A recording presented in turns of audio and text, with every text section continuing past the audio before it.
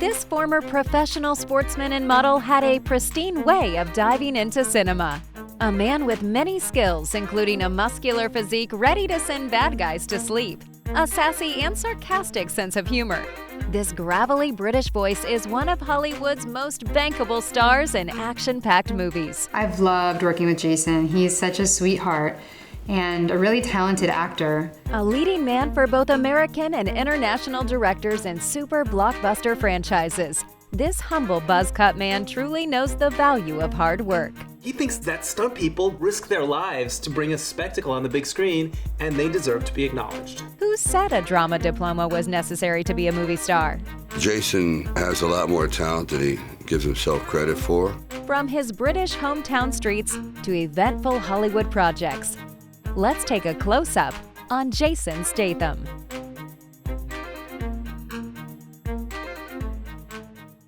Jason Statham was born July 26, 1967 in Shirebrook, Derbyshire, England. His mother Eileen is a former dancer, and his father Barry did a lot of different things. He was a street merchant, he was a coal miner, he was a house painter for a while, and he even worked as a lounge singer in the Canary Island. Between the dancing mom and the singing dad, Jason had performing in his blood.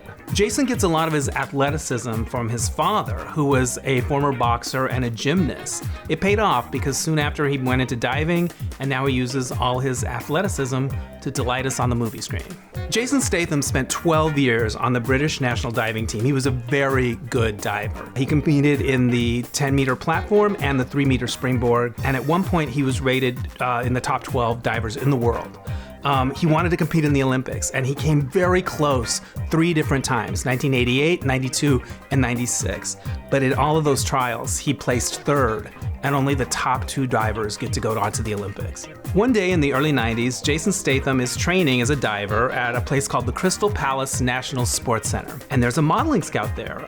They work for a company called Sports Promotions, and they specialize in athletic models. Well, this scout thought Jason would be a perfect model. So Jason signed with the company, and before you know it, he was booking major campaigns for companies like Tommy Hilfiger, Levi's, and especially French Connection. French Connection was a big brand for him. He was sort of the face of them for a while. Before becoming an actor, Jason worked primarily as a street merchant. He would sell jewelry and things on the street. So when Jason was selling things on the street, it was usually things that looked expensive but weren't expensive, or they might have even been stolen. So it would have been like fancy perfumes or really nice looking jewelry that was actually kind of cheap, but he would charm people into thinking it was fabulous, and he would make a lot of sales. It's something that his father did, and he passed it on to his son, and he got very, very good at it. So when it came time to cast Lock, Stock, and Two Smoking Barrels, Guy Ritchie needed somebody with those skills, and Jason was the perfect fit because he had lived it. And apparently in the audition, what happened was Guy Ritchie said, "Sell me this stolen watch." And Jason Statham did what he had actually done in real life and convinced him to buy this hot watch. And it was a done deal at that point.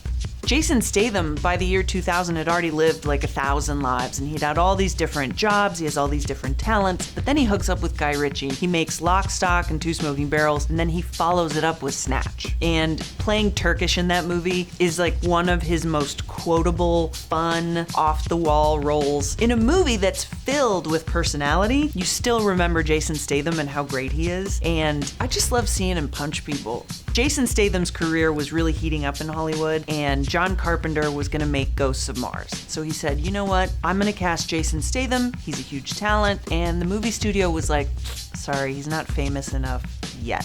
So Jason Statham got replaced as the lead in Ghosts of Mars because he wasn't famous enough, and he ended up being a different character in the film, and his first name was Jericho.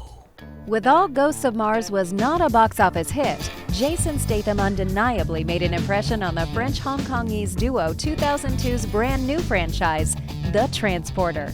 All he has to do, he has to deliver the package. So he has to sustain the life of whatever's in that package so he can deliver it, and his job's done in the right way. You know, he may disagree with it, but you know, that's what he has to do. And one day he looks in the bag. The Transporter was Jason Statham's first lead role. His character is the title of the movie. And I mean, in the scheme of things, this is coming really early in his career because he just has this like gritty real-lifeness about him. And so the transporter is Frank Martin, who is doing just that. He's moving stuff around. But I mean, things go horribly wrong, and he's transporting goods that the bad guys really want, and Jason Statham is the only thing that stands in their way. So when you make a movie like that, you need a person playing the role who really is a threat.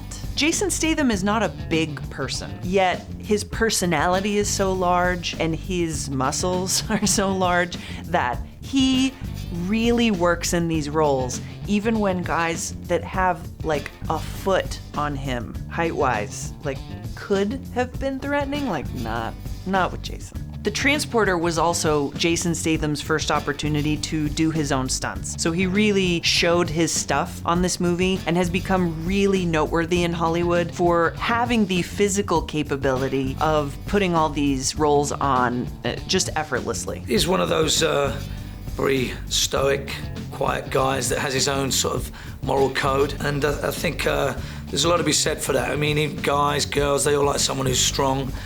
He's a very internal sort of guy, and he gets the job done. You know, he can cope with things physically.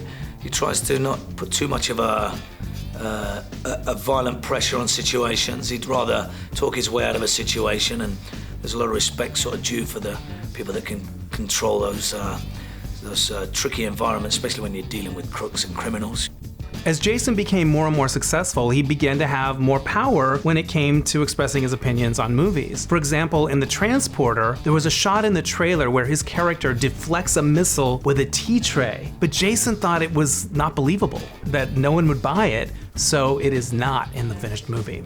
Hollywood is never concerned with giving you too much of a good thing, so they asked Jason Statham, will you please come back for The Transporter 2? And even though it had just been a couple years since the last one came out, everybody was like, this is happening. And it actually is Jason Statham's favorite movie in the series. And now we start with the action. Jason Statham's movies are not always super well received by the critics, but audiences love them. Because, I mean, they're pretty simplistic. They're about this character that he's kind of gruff and probably misunderstood, and he's punching people and kicking them and stuff. Jason Statham's always great. And so his movies often become franchises, whether he wants them to or not. So he did Transporter 3, because people just couldn't get enough of this character. Like, Frank just brings something from one place to another, and things go horribly wrong, and it's a really simple premise, but Jason Statham does really, really well with those things, and he makes them very watchable, entertaining, injects the right amount of humor. He's got it all balanced out. The most rewarding part about making an action film is, you know, the different challenges and skills that you have to learn along the way to try and do a decent enough job and, make all the big stunts believable. Jason Statham was not thrilled that I was directing when he wanted this amazing Chinese director, martial arts director, to direct the fights. But I was, no, I'm not going to direct the fights. Corey will direct the fight. I mean, I'll be here, but that's definitely the Corey feeling, everything. And he was rehearsing the fights with Corey, so he felt comfortable. And we also had a good time. And, it's sort of like, we became friends. Director Jason Statham was very funny because he's very complete. The guy is so physical, he wants to do everything, all his every stance and so on. That you're really cool when you see these guys training every day and so on. Very, very, very hard to be on the top and to be very sharp with his body. When you see the shape of his body in the film is so incredible. If Hollywood is remaking a classic action movie or a classic robbery movie, Jason Statham is on their speed dial. So in 2003, The Italian Job was a big movie to take on. And so they were like, we have to have Jason Statham and also the Mini Coopers. Those are basically the recipe for success here. He wasn't the main character in that film. I guess Mark Wahlberg was, whatever. But Jason Statham is the one that I remember because every time he shows up, he's giving you that Jason Statham thing. It doesn't change a lot from movie to movie, but it's just always good. I mean, if he wanted to steal something from me, I'd just give it to him. I really wanted to do something that was absolutely undiluted and a little bit crazy and lots of fun. And this sort of rang all the bells for all the different notes. So that's why.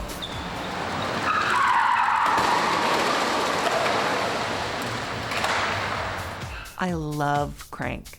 Not like the drug, but the movie that Jason Statham is in. Because, like, what a crazy premise. I could totally imagine these screenwriters coming up with this idea of a bad guy who gets injected with something terrible, and when his heart rate gets too low and he gets too calm, he will die, being like a thing you're like, no one in Hollywood will ever do this. No one will ever take this role. It's too edgy, there's too many gross things in the script.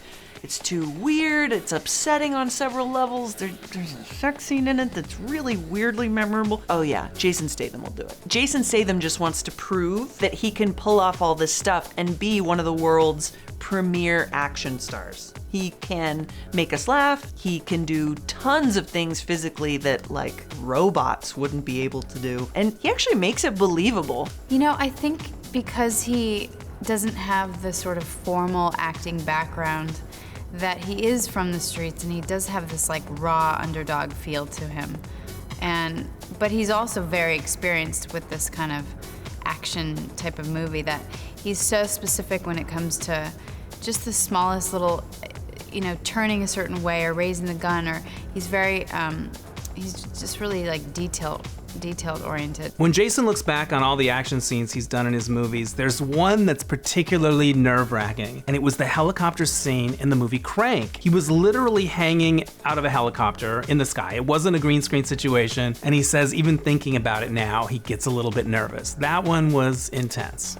Crank is also really funny, and up to that point, Jason Statham was concerned that he wasn't funny and that as an actor, like, he couldn't pull it off. And the director actually had great advice for him. He said, you just be yourself and let the dialogue be funny. And he took that advice into later roles where he was cast in actually straight up comedies like Spy, and it works every time. He has a great sense of who he is, and he lets the dialogue do the work. Jason Statham, the guy was unbelievable. I mean, he did all of his own stunts.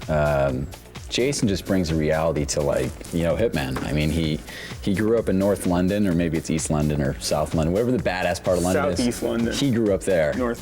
And he's a real tough guy. He's a man's man. He's a beer drinking, girl chasing kind of guy, and that's who Chuck Chelios is. So he bought, just a reality, this character. Forbidden to resort to any martial arts assets to differentiate from previous work, Jason Statham went training with an ex-Navy SEAL for that upcoming post-industrial car race job. The thing that appealed to me mostly was the fact, as Paul describes it, it's rec tech. I mean, it's very low sheen. There's nothing polished and futuristic about it. I mean, these machines are built by the crooks and the criminals within the prison walls. So, there's wires hanging out, there's, everything is just done in a practical way.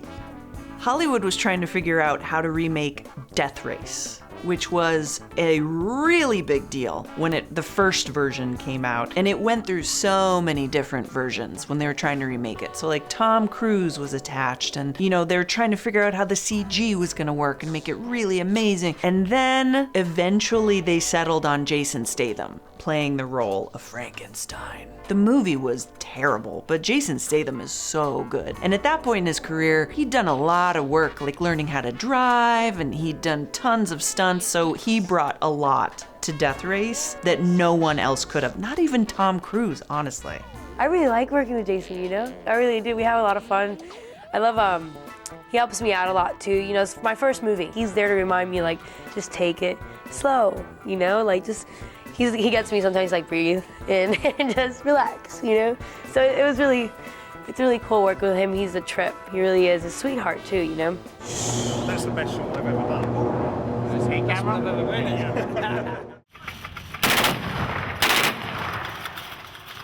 2010 was a pivotal year. A new decade with a bit of nostalgia from legendary action megastars and loyal war mercenaries. With an initial budget of $82 million, the Expendables grossed $274 million worldwide. Prestigious. This is a big movie, a big cast, big sequences and, you know, some tough action. Yeah, people are getting dirty and busted up, and people get put to sleep in a good way. Yeah, there's some great action.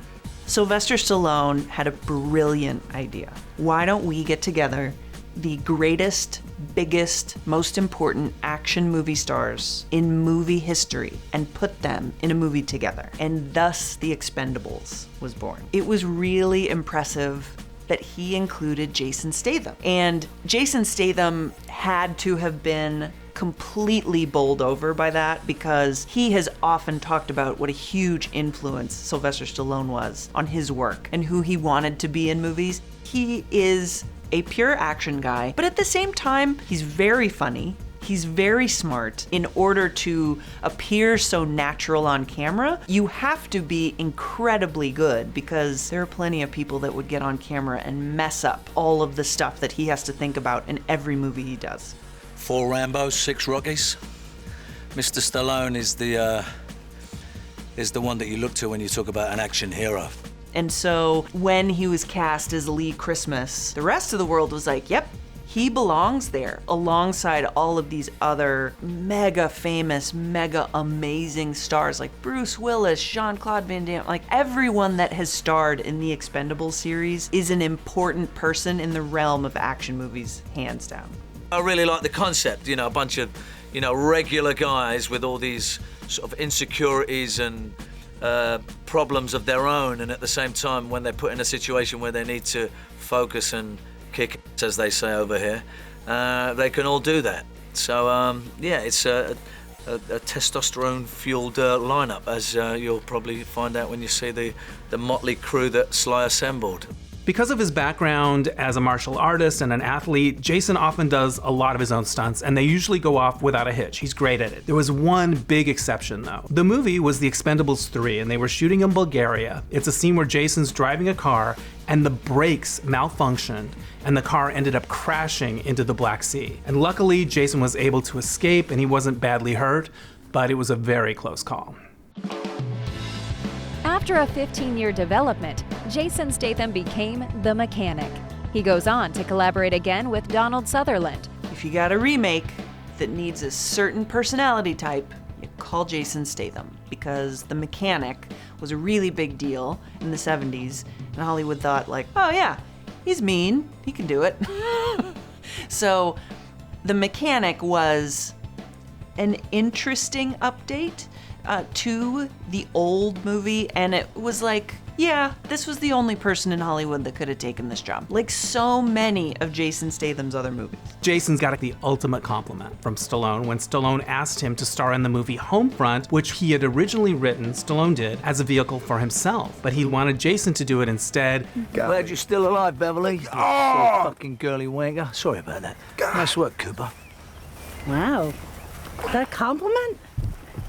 Always on board for a challenge, Jason Statham's character Rick Ford is now a top agent who must let Melissa McCarthy's Susan Cooper desk-bound CIA employee volunteer to prevent a worldwide disaster in Spy. Director and screenwriter Paul Feig chiefly tailored Jason's character for him. Well, it is a comedy. You know, you get to share a few silly scenes with Melissa McCarthy. Things start to change in the way they sort of come out. Yeah, I must say, it's so different to anything I've done before, and I think that's why I'm just enjoying it so much. Yeah, we're having a scream. Spy was a big departure for Jason Statham. It was a big mainstream comedy. It's directed by Paul Feig, who did Bridesmaids, and he was actually a huge Jason Statham fan. He had seen all of his movies. He told one interview he even saw the bad ones, so he's a super fan. And he brought Jason into the movie, and he gave him one really important bit of advice. He said, don't try to be funny. Just play it straight and trust that it will be funny, and it was. When I met Jason the first time, I was really nervous because, like, you know, I know the persona, so I was like, is he gonna be tough and is he gonna punch me or something? And he was the friendliest guy, just breaking into this big smile. We had the greatest, like, hour meeting talking and just never looked back. And he was so delightful on the set, and he just had the most fun doing these ridiculous lines that we gave him, and he went for it, and he didn't try to be funny, which that's the key to any comedy. Don't try to be funny. Play it dead serious, and he did, and he just nailed it. And he's a wonderful, wonderful guy. Really one of my favorite people in the world. He was like the greatest toy to just watch, this really tough, really good actor that just came into kind of a different genre and a different world, and he was so game for it. And Paul loved giving him, he's incredibly prepared, he's always right there, and then Paul would be like, yeah, we're not actually gonna say any of this. Can you say this? And then hand him an insane monologue that literally was like a 4-minute thing, and he would just do it. And I ruined a lot of takes because I find it really hard to not break, and I don't break that easily, but when he delivers stuff so seriously. What do Dominic Toretto and Deckard Shaw have in common? Jason Statham's reformed villain was seeking revenge for his brother in the full-speed franchise Fast and Furious.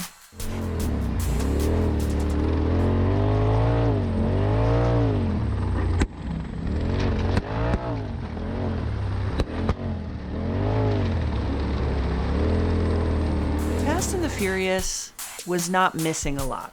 They were like, we should add Jason Statham to this franchise because we are the premier franchise for movies about just like going fast and messing stuff up, and we have to have Jason Statham in it if we're gonna be legit. So he gets cast in this movie. I really think that at the point where a lot of people thought the Fast and the Furious franchise would have ended, Jason Statham comes in. And The Rock is following right behind him. Jason Statham just shows up and brings what he brings all the time. Like, he handles the comedy, but he's just always so much fun to watch. He doesn't back down, even if it's against someone like The Rock, who is almost literally twice his size.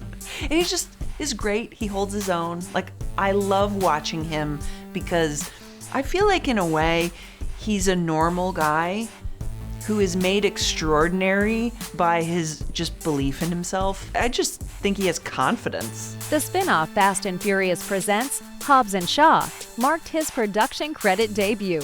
Shaw is a guy who has very sort of strong principles, but he's not a bad guy. He sees things in a very black and white way, and there's no sort of grey area. And if you land in the wrong side of that area, you get dealt with in a particular way. He's such a lovely guy. I didn't expect it with Jason, because he's this tough guy and all of that. But in reality, he's just one of the kindest people. When he's not working, Jason is quite an adrenaline junkie. He loves things like wakeboarding and jet skiing. He'll do all kinds of crazy tricks, surfing, things like that.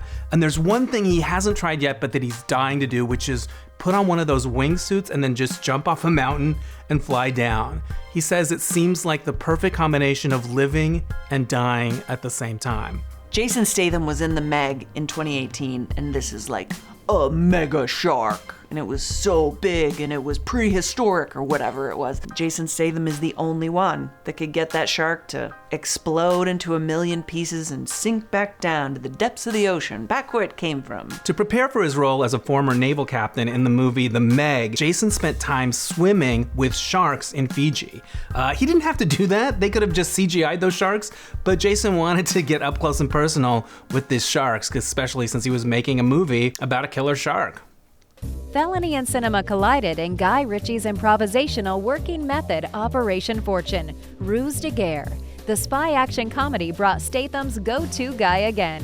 Jason Statham and Guy Ritchie is just a magical combination, and they worked together for the 5th time in Operation Fortune, which is another movie that plays off of Jason Statham's ability to do amazing stunts, but also tell a joke and be kind of lighthearted, and especially be surrounded by people who are nuts.